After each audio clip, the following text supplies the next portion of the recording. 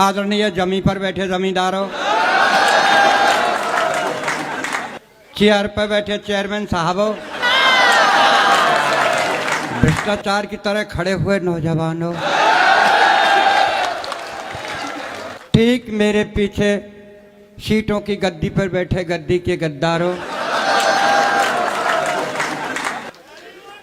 आपके चरणों में मेरा प्रणाम।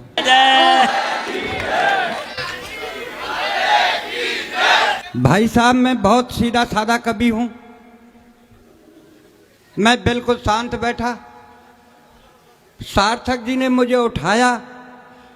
मैं भगवान से प्रार्थना कर रहा हूं, हे भगवान, जिसने मुझको उठाया उसको तू उठा।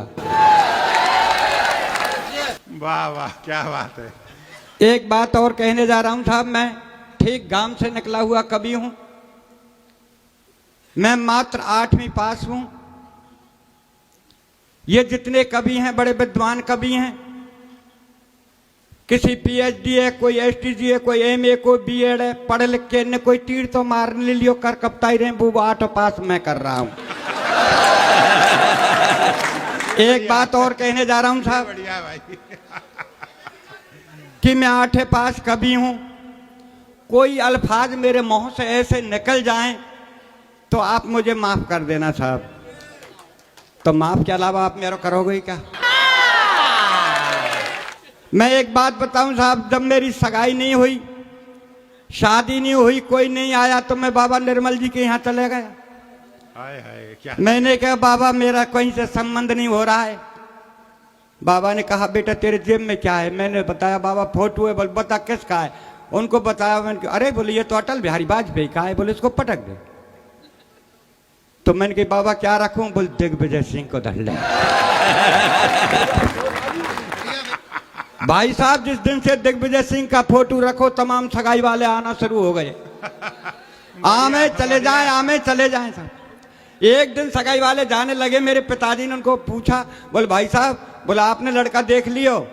तो सगाई बोले ठीक है हमने तो देख लियो, पर अब या कोई डॉक्टर को बताइयो। अरे डेगिया जी, आप एक बात बताओ, अगर फोटो दिग्विजय सिंह के से सगाई हो जाती तो राहुल गांधी ने तो पूरा ही रखा हुआ है। जब जब सोनिया जी भाषण करती हैं, जब यही बात कहती हैं कि बहु मद्दो, तो राहुल बाबू को हुए कहां थे जब बहु मद्दो ही के ही है। लीजिए साहब, मैं अपनी औकात पा रहा हूं। स्वागत है, स्वागत है। जब मैं घर से चला, मेरी धर्मपत्नी ने कहा कहां जा रहे हो? मैंने कहा मैं उत्तर प्रदेश नौझील जा रहा हूं। बोल ठीक है चले जाना, थोड़ा सा डिनर कर जाना। मैंने कि पगली डिनर शाम के भोजन को कहते हैं। घरवारी बोली शाम कोई दरिया तो है ही, और खासकर तेरे लिए रखे हो। बोल क्यों? बोल रहा थे हम कुत्ता मुंह देगो, मुझे फेंकना पड़ता इसलिए आप डिनर ही कर जा। भाई साहब, मैं हुए बस अड्डे पे आया। कंडक्टर बुरी तरह चिल्ला रहा, बाबा कहां जाएगा, बाबा कहां जाएगा? मैंने गुस्से में कह दिया स्वर्ग जाऊंगा। ले चलेगा क्या?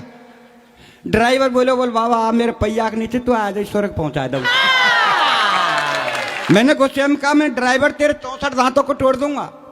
कंडक्टर बोला बुड्ढे क्यों झूठ बोलता है, कहाँ इसके 64 दांत? में मुझे पता है बीच में तू भी तो बोलेगा 32 तेरे और 32। बहुत अच्छे भाई साहब, सार्थक जी उसी बस में थे, मुझे पता नहीं था सार्थक जी बैठे। भाई साहब, मैं जैसे ही बस में बैठा, मैंने सार्थक जी से कहा भाई साहब विकलांग हूं पैर से। सार्थक जी आप मुझे बैठ जान दो। मेरे से कहा पीछे जा। एक पीछे वाले मदर बीच बैठे, उनसे कहा मैं बैठ जान दो। भाई आगे जा, भाई साहब आगे जा, पीछे जा। 15 मिनट हो गई, किसी ने बैठने को जगह नहीं दी। पर ड्राइवर बहुत अच्छा था, जाने कब से मेरे को देख रहा है। बोल बाबा क्यों होते हो परेशान? आओ मेरे बोनट खा लिया, बोनट पर बैठ जाओ। भाई साहब, मैं ड्राइवर के पास बोनट पर बैठ गया। बस चली, 3 किलोमीटर जाकर के रुकी। कारोई पेंट, कारी बुरसट, कारी चश्मा, देखने में सचमुच ऐसी लग रही थी करश्मा। भाई साहब, बस में चढ़ी, 1 मिनट खड़ी हुई। सार्थक जी बोले मैडम कब तक खड़ी रहोगे? मैं सरकता हूं, बैठ जाओ। नहीं आप रहने दो। फिर एक सज्जन ने कहा बोल मैं खड़ा होता हूं, बैठ जा। बोल नहीं, लेकिन भाई साहब सच बताऊं वो किसी के पास नहीं बैठी और धीरे धीरे आके मेरे ही पास बोनट पर बैठी। भाई साहब, हंसने की बात नहीं है, हंसने की बात नहीं है, सब अपनी अपनी किस्मत का खेल है। भाई साहब, बस चली, थोड़ी दूर जाने के बाद बस खाली हुई, एक सवारी उतरी, बस सीट खाली हुई। मैं उस सीट पर जाकर के बैठ गया। मुझे बीड़ी पीने की आदत थी, मैं बीड़ी पी रहा था। उस बस में एक औरत थी, औरत के गोदी में बच्चा था। तो वो औरत मेरे से बोली, बोल बाबा आप पढ़े हो? मैंने कहा हाँ पढ़ा हूँ। बोल कितना? मैंने 8 पास किया है। तो बोल देख खिड़की के बगल में क्या लिखा है? भाई साहब बस में लिख रहा था बीड़ी पीना मना है। मैंने कहा बेटी इसमें तो ये लिख रहा है बीड़ी पीना मना है। तो जब आप बीड़ी पीना मना है फिर भी आप बीड़ी पी रहे हो? भाई साहब मैंने बीड़ी तुरंत फेंक दी और बैठ गया। थोड़ी दूर चलने के बाद वो बच्चा रोने लगा। वो अपने बच्चे को दूध पिलाने लगी।